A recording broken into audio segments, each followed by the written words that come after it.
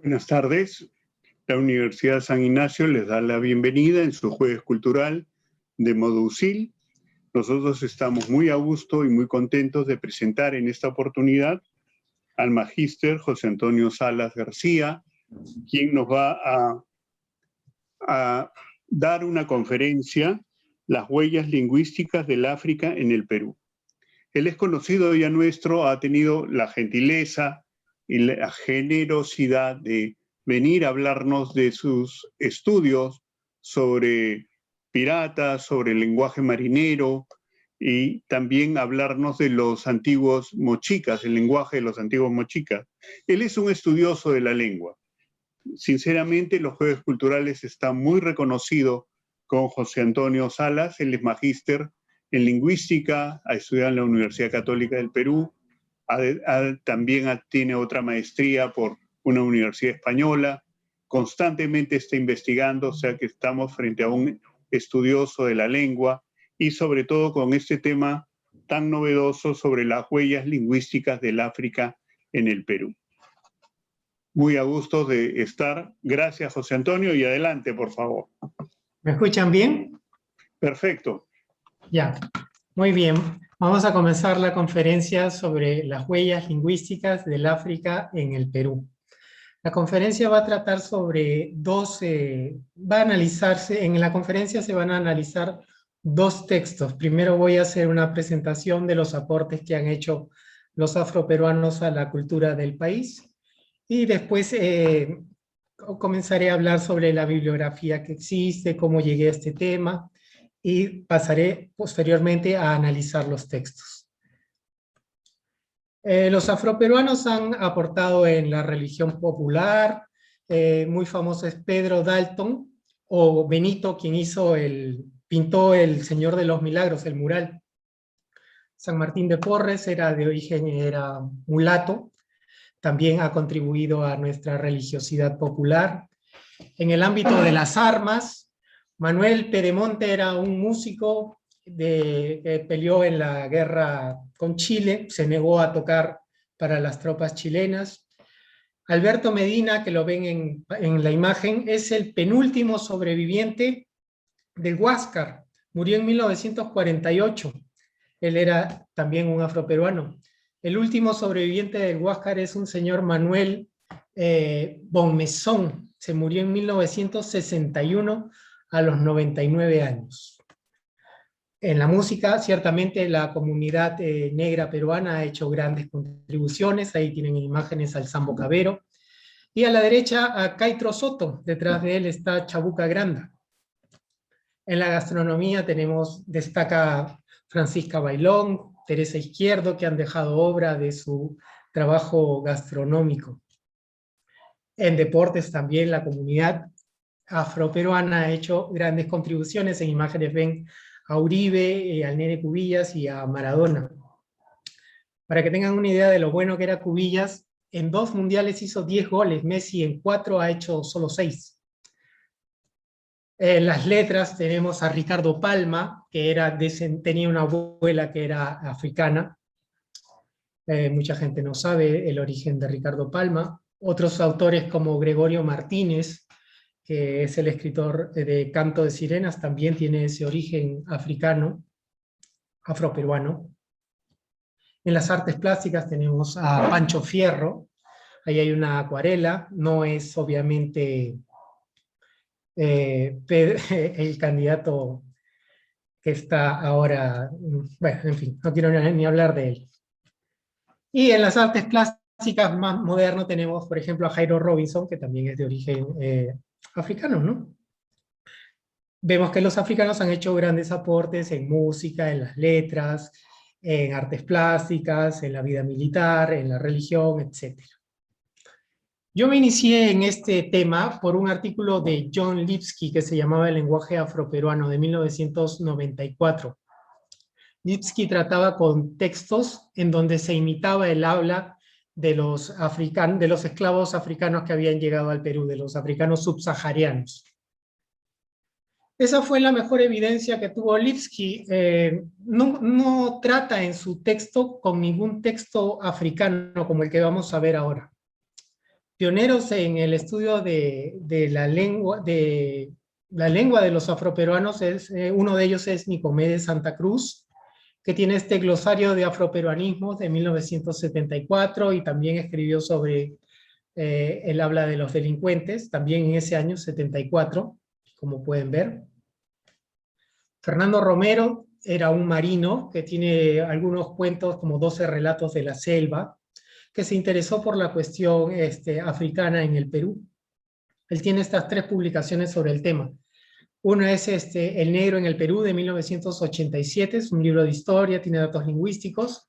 El segundo, Kimba Fama Lambo Ñeque, es un diccionario donde postula voces de origen africano en el habla del Perú. No es muy sistemático en su trabajo, pero bueno, es encomiable que lo haya intentado, sobre todo cuando no existe una tradición de estudios sobre el tema en la cual apoyarse. Y Safari Africano también es otro de sus libros de historia de 1994. Bueno, el primer texto africano, esto de aquí, ya. El primer texto africano, o donde se imita a los africanos, es este de Guamán Poma, de 1615. Dice, así no, Francisco, mira qué hacemos. Tu amo tan bellaco, mi amo tan bellaco, siempre dice, daca plata, toma palo, quebra cabeza y no dale tabaco a comer. Pues, ¿qué hace? Mira, compañero Francisco mío, toma vos una, separa yo otra, y picamos al monte, allí llevamos negrita y ranchamos a indio. Españoles matamos y si coge, morí. Una vez allí dormir, comer, tomar tabaco y llevar vino. Chicha borracha, no más cacagua. Francisco, vámonos. Ahí tienen una representación gráfica de Guamán Poma, de un africano venido a América. Más ilustraciones de africanos de Guamán Poma, por ejemplo acá en cuestiones religiosas, acá torturando aparentemente a un indígena, y acá cortejando a una india, el negro africano cortejando a una andina, a una mujer andina. Otras representaciones de africanos en la colonia, en la época virreinal, perdón, es Martínez Compañón, en el siglo XVIII. Ahí tenemos algunas de sus acuarelas. Martínez Compañón hizo una enciclopedia donde pintaba con acuarelas toda la información que iba recopilando a su paso. Parte de estas acuarelas están en España y hay un tomo que está en Colombia.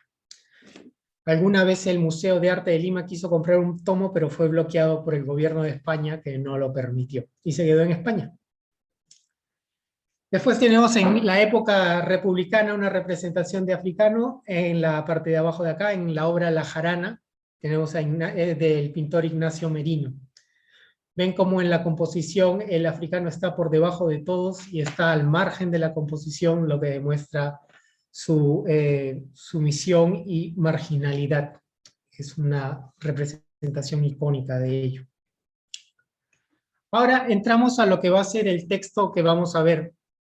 Es un texto que se presenta en un conjunto de poesías en honor a José Baquíjano y Carrillo. Baquíjano y Carrillo era un conde, fundador de la Sociedad de Amantes del País y un jurista, cuyas reflexiones han llegado hasta el día de hoy. En 1812 se le hace un homenaje cuando iba a emprender un viaje, y en este homenaje participan las distintas castas de negros que lo van a visitar. Entre ellas están los congos, y este es el único testimonio verdaderamente africano que existe en todos los textos que se han escrito en el Perú, o de los que tenemos noticia, el único. En el trabajo de Lipski, el primero que mencioné, se toma en cuenta solamente la forma como los africanos hablaban el castellano, pero ni siquiera cómo ellos directamente lo hablaban, sino cómo personas que no eran de origen africano los imitaban. En este caso es distinto, es un texto que está en una lengua bantú. Después en un mapa vamos a ver dónde se hablan las lenguas bantúes, y tiene su transcripción. Yo he hecho otra traducción, la vamos a ver más adelante, que es muy cercana. Y lo que es un misterio es quién escribió este texto. Porque quien lo hizo era una persona letrada. Y hay dos posibilidades. O lo hizo un africano, esclavo o liberto, que sabía leer y escribir, o lo habría hecho un esclavista que habría aprendido una lengua bantú por conveniencia económica. Pero la transcripción de este texto es muy cercana a lo que aparece en los diccionarios de la lengua kimbundu. Ahora, hace mucho tiempo sabía yo de la existencia de este texto de 1812, pero no sabía qué lengua era. Era muy difícil determinarlo porque aquí en el Perú no hay no hay africanos en abundancia como para preguntarles, y no dice en ninguna parte qué lengua es, simplemente dice canción de Congos, pero el Congo, para empezar, son dos países, uno es el Congo y otro es la República Democrática del Congo, y en el Congo se hablan infinidad de lenguas. Entonces había una dificultad grande por encontrar. Yo tengo muchas gramáticas, las tengo en PDF, de distintas lenguas. Por ejemplo, de italiano tengo 4, de alemán tengo 2, y así, de islandés. Y la única gramática que tengo de una lengua africana era una de Pedro Díaz. Esta de acá. El arte de la lengua de Angola, de Pedro Díaz de 1697. Y abro la gramática y en la primera página encuentro la palabra sabi. Y un sabi, vemos en la línea 6, que significa Dios. Porque acá está la glosa, un sabi Dios. Gracias a ese pequeño dato, comencé a tirar el hilo de la madeja y comencé a buscar otras gramáticas de Kimbundu. Encontré esta de Helish Chatelain, Gramática Elementar do Quimbundo, que está la mitad en portugués y la mitad en inglés. Esta de Pedro Díaz también está en portugués. Luego encontré esta otra, Grammar of Sadi, que es una lengua que se habla al oeste del Congo, una lengua bantú, muy parecida, que tiene algunos elementos coincidentes con el Kimbundu. Ahora, no solamente necesitaba ayudarme de gramáticas para las reglas, para ver cómo se formaban las palabras y hacer la traducción, sino también era menester contar con diccionarios. Y encontré estos tres, uno de Cordeiro da Mata, de 1893, el ensayo de diccionario Kimbundu portugués, este de Pereira do Nascimento, también en portugués, diccionario portugués Kimbundu, y este más reciente de 1935, de Antonio de Assis Jr., diccionario Kimbundu portugués. No voy a entrar a detallar los morfemas, prefijos, sufijos, infijos, para no cansarlos. Y de frente salto a las traducciones a las que he llegado. El texto que da Miraya, que es el editor del canto de 1812, está a la izquierda. Las tres primeras oraciones coinciden exactamente y a partir de la cuarta cambian. La de la derecha es la traducción que yo he hecho. En la cuarta línea dice, el amo nos defendía, y la traducción literal que yo hago es, el amo nos conserva. Después, Baquíjano se va, ya se va. En el caso mío es exactamente igual, Baquíjano se va, ya se va. Después sigue, ya solo Dios nos será padre y madre. Y lo que dice realmente es Dios, señora y padre. Luego dice, Baquíjano, despídete de los Congos al irte. Y la traducción a la que yo he llegado es, Baquíjano, promete algo al Congo, te has ido. Luego dice, pues aunque tenemos amo, y en verdad lo que decía es, aunque estamos con amo, y finalmente, tú solo nos dominas hasta las uñas y las manos, dice el texto de 1812, y lo que literalmente dice es, solo tú nos dominas uñas y manos. Como dije, no voy a abundar en cuestiones gramaticales, salvo en un detalle. Había una preposición que en Angola es ni y significa con. Y esa preposición no está en este texto. Lo que está es esta otra forma, y. Y eso se encuentra en esta lengua que se habla en el Congo. Con ese pequeño dato, he podido determinar que esta lengua sería del oeste del Congo, muy cerca de Angola. Toda esta área celeste es el área de las lenguas bantúes, o también se llaman lenguas Níger-Congo. Bueno, entonces es de la parte oeste de la República del Congo. Y un detalle interesante es que sería de la parte interna del Congo, y eso tiene total relación con cómo era la captura de los africanos. Muy poca gente sabe que los mismos africanos eran los que esclavizaban a sus hermanos. Los africanos de la costa iban tierras adentro a secuestrar a los africanos que poblaban esas zonas, y luego los traían a la costa, y los negreros europeos los compraban por rifles, por dinero en efectivo o por cualquier otro bien. Entonces, encontrar a alguien que es del oeste del Congo, tierras adentro, es interesante porque tiene una correlación con cómo fue la historia de la esclavitud, en donde los africanos no solamente fueron víctimas, sino que desafortunadamente también fueron victimarios en algunos casos. Ahora, en el texto de Miraya, que es este de 1812, donde figura esta canción, también se da una idea de cómo eran considerados los africanos en esa época. Y realmente la manera como los consideraban era nefasta. He resumido, no pongo todo el texto porque sería muy largo, pero he resumido las cosas que dicen de ellos. Entre comillas está lo que dice el texto, no lo que yo opino, ni lo que pienso, ni nada de eso, es lo que dice el texto. Percepción de los africanos.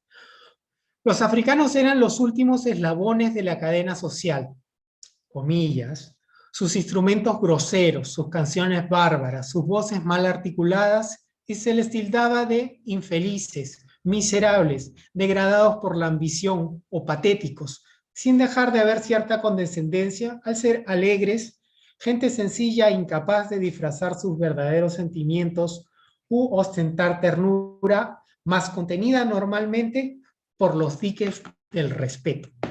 Bueno, esta percepción tan negativa no puede haber sido desconocida por los mismos africanos, que trataron de desmarcarse de su origen, trataron de olvidar sus lenguas, olvidaron sus costumbres, olvidaron esos dioses que no evitaron su desgracia, y se adaptaron a los usos y costumbres de lo que posteriormente sería la República del Perú, que tiene un telón de fondo judeo-cristiano, en cierto sentido occidental, que está plagada de todos los mestizajes habidos y por haber que conforman la peruanidad. Ahora, este es el primer texto que les presento, esta canción de 1812, y después vamos a ver un poema escrito por un afroperuano. Trata sobre la replana. La replana es el habla de los delincuentes peruanos. Este afroperuano sostenía que la replana era el habla de los esclavos africanos, o sea, que tenía origen africano. Y esto es un prejuicio que comenzó en los años 20, lo sostuvo Luis Alberto Sánchez, este señor que ven en imágenes, quien decía que la replana era el habla de los africanos, que los africanos habían creado el habla de los delincuentes peruanos. Cuando uno revisa las estadísticas de la cantidad de africanos que hay en las cárceles peruanas, son una minoría, entonces es bastante difícil. Luis Alberto Sánchez decía que esta replana se hablaba en Chincha y Cañete. pero Juan de Arona, que era experto en... Juan de Arona es el autor del primer diccionario de peruanismos, y él tenía tierras en Cañete. Él siempre habla de los negros de Cañete, y para nada habla de su carácter delincuencial. Es un simple prejuicio. Este prejuicio se ha repetido numerosas veces, en 1950 Gordillo, en 1952 Ayala Noriega, y en los 70 y 80 Nicomedes de Santa Cruz también lo repite. Entonces vamos a ver un texto ahora de Nicomedes de Santa Cruz, que se llama En la era colonial, que está en su libro de décimas. Este es un poema, y como tal podría tomarse como una obra literaria con todas las licencias que supone ese carácter. Sin embargo, ha sido recibido por autores como Lipski o como Núñez, que habla sobre el tema, como si contuviera efectivamente vocabulario africano. Voy a leer, son 5 estrofas, una es una introducción que podría considerarse la estrofa 0, y vamos a ir comentando cada una de las palabras a ver si hay alguna de origen africano. En la era colonial. En la era colonial, en nuestra costa peruana, el negro esclavo bozal cantujaba la replana, misioma cantuja igual. Bozal era el africano que hablaba mal el castellano. Cantujaba, la cantuja era el habla de los delincuentes antiguos. La replana es el habla de los delincuentes más modernos. En realidad es anacrónico esa frase, cantujaba la replana. Esa otro, misioma cantuja igual, lo voy a explicar en la siguiente estrofa. La estrofa 1. ¿Qué dice Nicomedes de Santa Cruz? Mezcla de hispano caló con dialectos africanos. Jerga de negros peruanos fue la que antaño se habló. Misioma reemplazó al yo del pronombre personal, y hablando de igual a igual, su sioma fue usted o tú para el negro del Perú en la era colonial. Vamos a pasar a analizar las palabras. Mezcla de hispano caló. Caló es el habla de los gitanos. Y es el habla de los gitanos está en el vocabulario marginal del español. Eso está probado, y como está probado no voy a hablar nada al respecto. Después dice, mezcla de caló hispano con dialectos africanos. No hay ninguna prueba hasta ahora de que los dialectos africanos estén mezclados en la replana. Jerga de negros peruanos fue la que antaño se habló. Misioma reemplazó al yo. Misioma tiene el posesivo del castellano mi, igual que susioma, su, de segunda o tercera persona, según como se use. Sioma significa señor, señor o hombre. Entonces, no tiene nada que ver con lenguas africanas hasta ahora, salvo la afirmación de Nicomedes de Santa Cruz. Después, del modismo, ¿qué hora es? Decían que breva a cuca, y la cabeza o la nuca fue chimba. Tabas los pies, el sujeto feligrés, tecla la señora indiana, chontriles la gente indiana, perdón, tecla la señora anciana, chontriles la gente indiana, y entre amigos de ime a ime se decían ganchurime en nuestra costa peruana. ¿Qué breva a cuca? Breva es una variante de breve que está en el mismo campo semántico que hora, que hora es. Y a cuca, cucar significa guiñar, guiñar el ojo, o sea, entrecerrar el ojo para hacer un gesto de complicidad.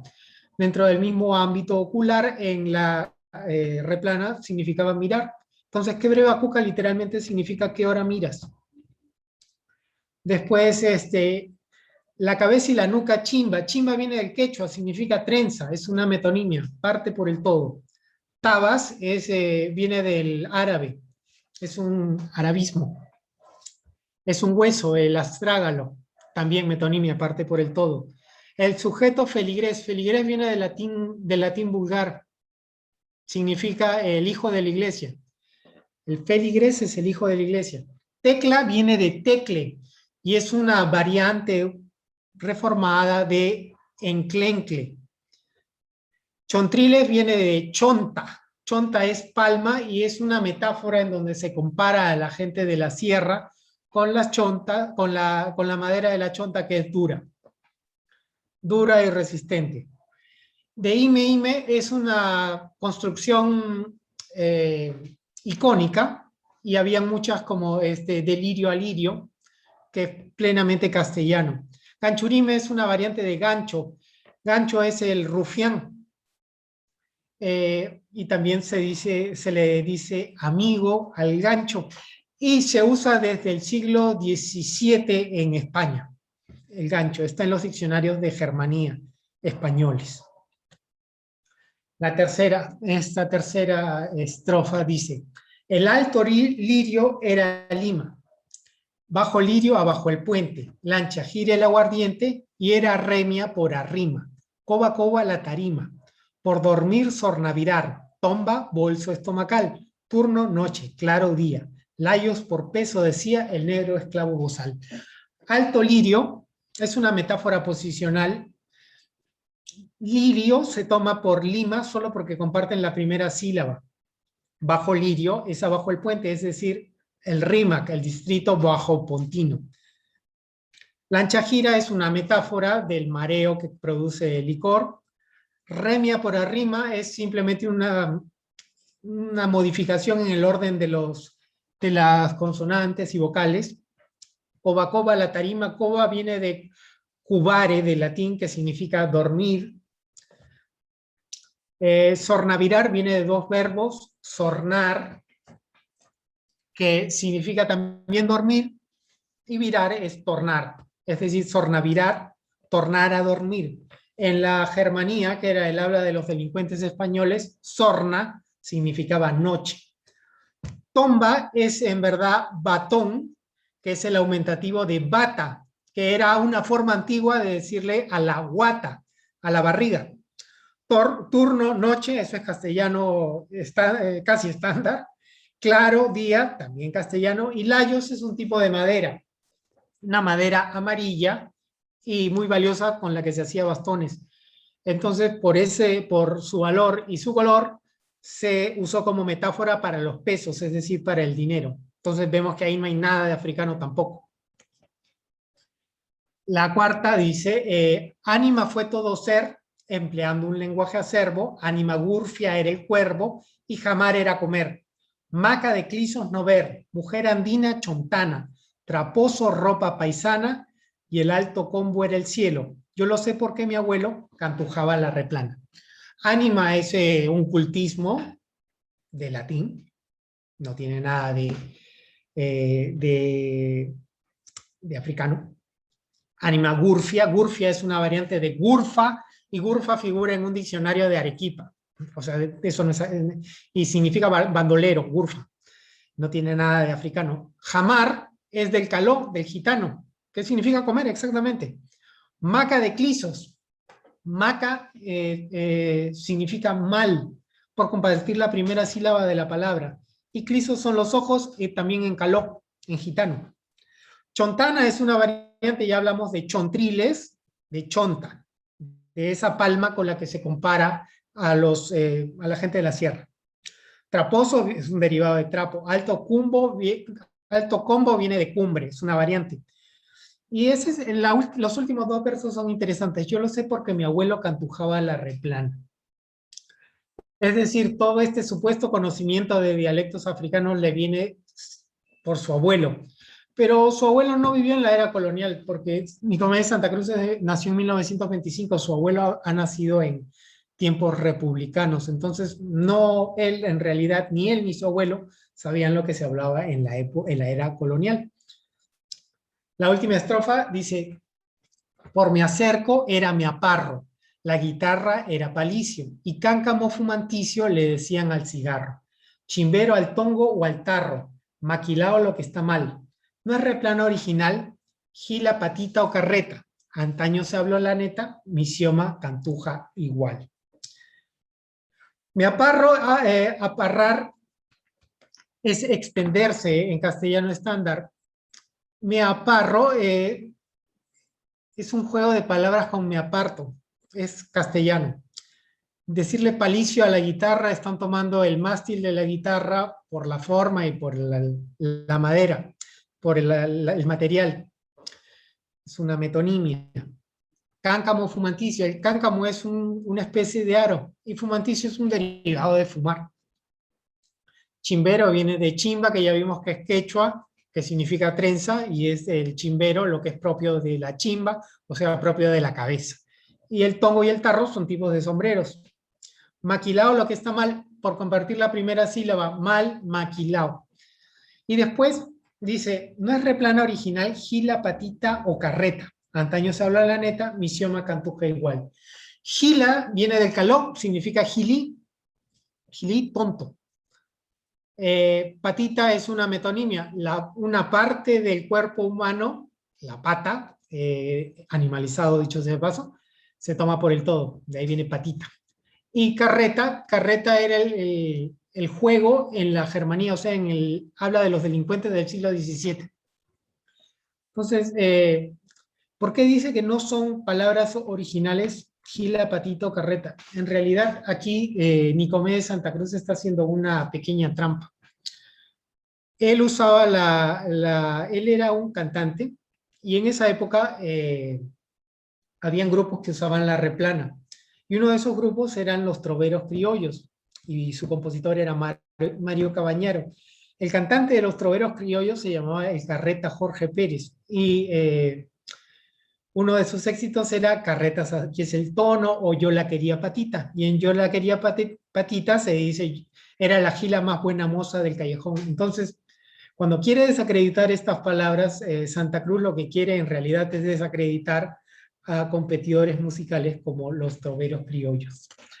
Entonces, estos son los dos textos que voy a presentar en esta conferencia. Y lo interesante es ver que en uno es plenamente africano, al 100%, y en el otro no hay absolutamente nada de africano.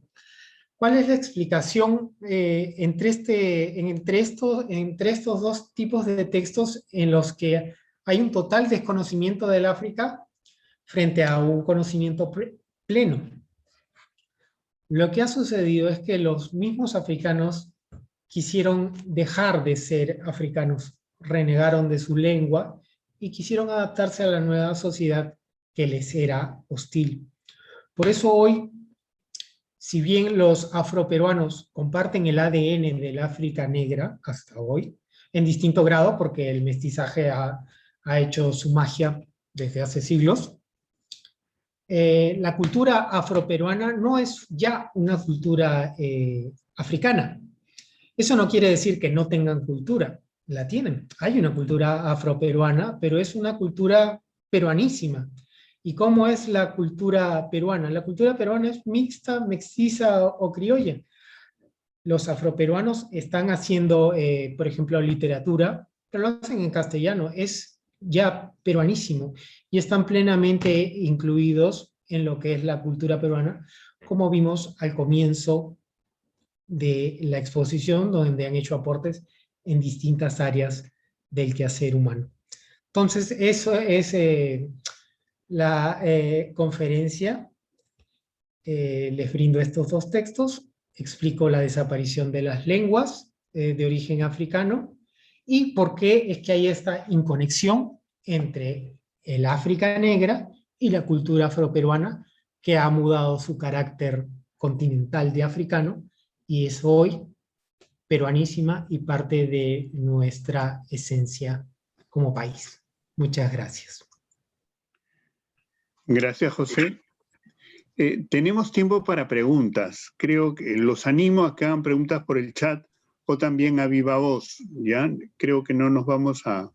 Tenemos tiempo, José, ¿no? No hay problema, ¿no? Sí. Ya, ok. Sí, sí. Entonces, les pediría, por favor, si quieren hacerle al expositor directamente la pregunta, si algo no los convenció, para que él los convenza, o si prefieren una que explique un poco más, él tiene la solvencia para hacerlo. Lo único que ha presentado algo muy sucinto, muy apretado, pero que él conoce mucho estos temas. Adelante, por favor, hagan sus preguntas.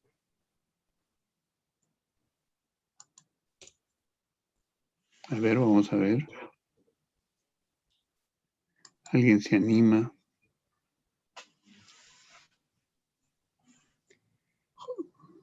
José, yo tengo una pregunta. Sí. ¿No has mencionado que también los afrodescendientes han estado presentes en el mundo taurino, ¿no? En el mundo, por supuesto.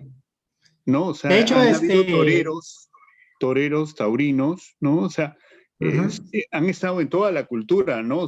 Tú has presentado solamente un manojo, pero han estado presentes claro, digamos, es una presentación esquemática. De esquemática. hecho, si ves las acuarelas de Pancho Fierro, que son acuarelas costumbristas, vas a encontrar toreros negros, toreando. Claro, sí, Toreando sí. a caballo, además. O sea, rejonadores, ¿no? Los de a caballo. Interesante. También, sí. Sí, sí, sí. ¿Alguna pregunta más? Y otra curiosidad, José. ¿Hay otros Sí. investigadores como tú en América Latina, en Ecuador? Pongamos que también hay una presencia afrodescendiente, o en Colombia. ¿Has tenido contacto? Yo conozco a un suizo que estudia el palenquero, que es una lengua mixta que hay en Colombia, que se llama Armin Schwegler. Él no vive en Suiza, sino que vive en California, en Estados Unidos. Después hay un libro del 2015 de un tal Sandro Cesarego. Es un italiano que trabaja en la Universidad de Texas o Texas. Él ha escrito un libro, El español afroperuano, el 2015. Y en el libro no habla mucho de lengua, tiene muy pocos datos. Da una explicación de por qué no habrían lenguas criollas en el español. Lenguas criollas son unas lenguas mixtas, con una gramática simplificada. Hay distintas lenguas criollas en francés, entre los esclavistas franceses, los hay entre los esclavistas españoles, ingleses, entre los esclavistas portugueses, pero no hay muchas lenguas criollas de base hispana, con léxico hispano. Por ejemplo, se menciona el papiamento, que se habla en las Antillas, aunque algunos dicen que el papiamento es más bien portugués, y también el palenquero. El palenquero también se dice que tiene base portuguesa. Bueno, el portugués y el castellano se parecen tanto, además. Pero de eso básicamente trata el libro de Cesarego. Y hay otras personas que se dedican a estos temas. Lipsky, por ejemplo, el primero que presenté, el señor norteamericano, John Lipsky, tiene varios tratados sobre el tema y tiene panoramas, tiene un libro panorámico sobre el asunto de del 2005. En el 2005 escribió un panorama sobre los estudios afrohispanos, John Lipsky. Acá tenemos una pregunta. ¿Sí? ¿Cómo es que este tipo de términos se mezclaron en estos versos? ¿Se consideraría lo que hoy en día llamamos jergas? Sí, son las jergas de toda la vida. Quiero hacer notar un detalle aquí, perdón. ¿Ustedes todavía ven la pantalla? Sí, ya. Sí. Nicomedes Santa Cruz había hecho estudios de glosarios de afroperuanismos, pero también jerga de lampa limeña. Él conocía esa jerga y además hay muchos diccionarios que se han publicado sobre esa jerga y todos se publicaron en los años 50 en los que él escribía. Entonces por eso él conocía esas palabras. Muchos hasta hoy se usan, ¿eh? Creo que alguna vez hice una conferencia sobre la jerga de los delincuentes del Perú en tu universidad, ¿no, Enrique? Sí, me estoy acordando que fue muy simpática. Que fue en el campus, ¿no? Claro, cuando había campus. Cuando se podía invitar personas, sí, exacto. Cuando éramos tan felices. Sí, exacto. Y no existía Pedro Castillo. Anímense, por favor, a ver otra pregunta que hay que exprimir al expositor, que gustosamente ha presentado ese trabajo nuevo que él tiene, ¿no? ¿No hay? Yo leí cuando estudiaba antropología que había una canción que cantaban justo en Chincha cuando se siembra la sandía. Se pensaba que era de origen africano porque ¿no? Estudioso, estudiante jesuita. El libro fue editado por el INC de peruano, Instituto Nacional de Cultura. No me acuerdo el nombre del autor, pero sí que había una pequeña estrofita, ¿no? Que fue lo único que encontró, ¿no? No encontró nada más. No encontró. Pero sí, su enamorada era de la comunidad, de esa comunidad que él estudiaba, entonces pudo conseguir algo, me parece, ¿no? Bueno, Sí, sería cuestión porque de se verlo. salió de la comunidad jesuita, o sea, se volvió investigador solamente, ¿no? Ya. Pero no recuerdo el autor. Bueno, Hoy ya te es un tema acordarás. apasionante, verdaderamente estamos en la semana de los estudios con afrodescendientes, va a haber un coloquio también sobre estudiosos de la danza, ¿no? Que va a ser un día viernes, ¿no? Ya lo tenemos anunciado y nos ha caído como anillo al dedo tu conferencia, estimado José Antonio. Fantástico. A ver, más preguntas, anímense. El expositor adelantó la hora, por eso teníamos más inscritos, hubiera más preguntas. Pero él, por su agenda tan apretada, tuvo que modificarnos el horario, así que por eso no le preguntamos tanto, sé que está apurado. José, ¿nos tienes algo más que decir, algo de tus estudios para dar por cerrada la charla? No, simplemente agradezco la invitación. Muchas gracias. Gracias, José. Bueno, nosotros tenemos 7 grandes actividades, los animamos a que asistan los jueves culturales, los viernes de recital y los miércoles de actualidad, que van a ser sobre estos tiempos difíciles que vivimos en algunas regiones del Medio Oriente. Muchas gracias. Modusil, el sistema de bibliotecas de la Universidad San Ignacio de Loyola, les agradece su participación. Muchas gracias, José Antonio, muy agradecidos. Gracias a ti. Siempre en los jueves culturales. Muchas gracias. Un abrazo, hasta siempre. Gracias, Chao. José Antonio. Chao.